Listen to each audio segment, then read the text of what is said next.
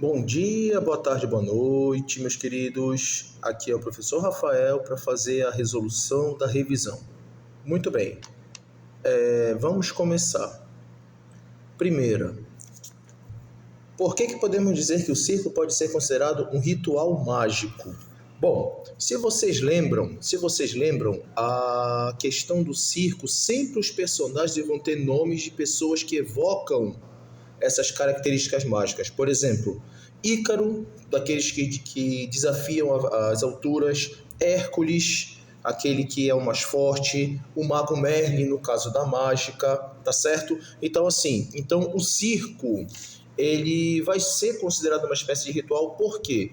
Porque tudo aquilo que essas pessoas fazem é extraordinário, é quase mágica, tá certo? Então, segundo o livro de vocês, o circo é considerado por muitos uma espécie de ritual semelhante aos realizados pelos povos antigos.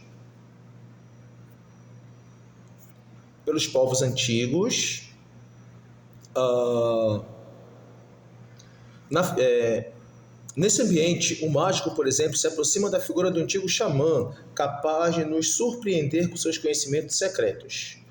Historicamente, há registro de que egípcios e gregos já desenvolviam ações mágicas durante os seus rituais religiosos, assim como outros povos. Então, o circo ele se torna mágico porque cada personagem lá dentro é extraordinário. Pois bem, segunda, explique como era o circo na Roma Antiga.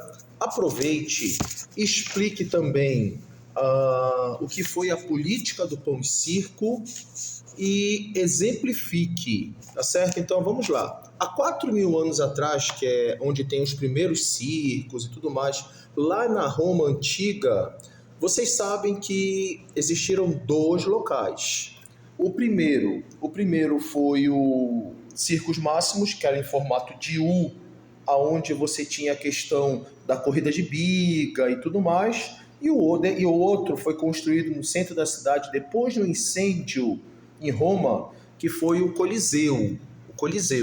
Então, no Coliseu, você já tinha o quê? A ideia de lutas de gladiadores, a morte dos cristãos, aqueles que eram contra o Estado. E dentro do Coliseu você vai ter a política do pão e circo, que servia para quê? Ela foi uma política criada pelos governadores romanos para controlar a população. Por quê? Porque elas davam o divertimento, o entretenimento para as massas e a comida. Fazendo o quê? Fazendo eles esquecerem dos problemas que estavam passando. Hoje em dia, um exemplo dessa política do pão e circo pode ser o quê? A cada 4 anos, nós temos a Copa do Mundo. Todo ano, nós temos o carnaval, tá certo? Então, qualquer feriado que você tenha, ele tá nessa ideia do pão e circo, principalmente feriados prolongados, tá bom? Então, terceira questão, qual é a diferença entre o anfiteatro grego e o romano?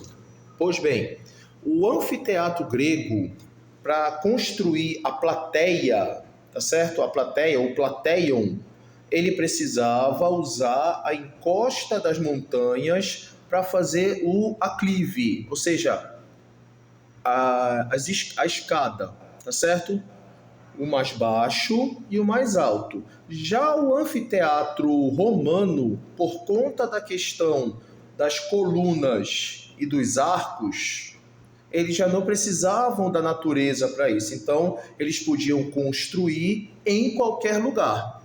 E hoje em dia, só um adendo, só uma curiosidade, hoje em dia você tem essa questão do quê? Dos grandes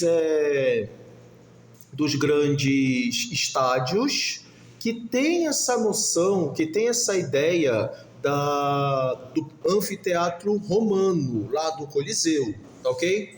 A quarta questão, eu te pergunto sobre a diferença entre a coluna grega que é aquela que sustenta os templos e tudo mais, e a coluna romana, que ela era apenas decorativa, tá certo?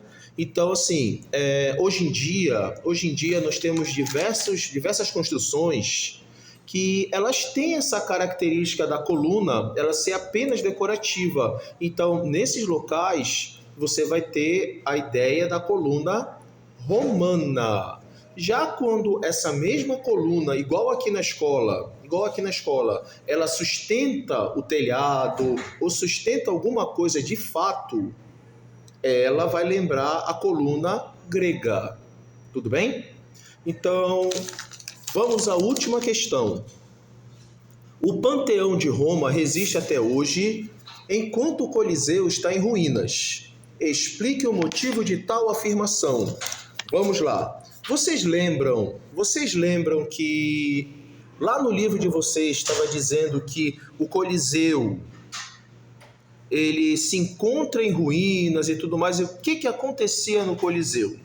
No Coliseu, como eu falei mais cedo, você vai ter a questão das lutas de gladiadores, do massacre dos cristãos, mostrar animais exóticos, ou seja, tudo aquilo que era ligado ao politeísmo romano.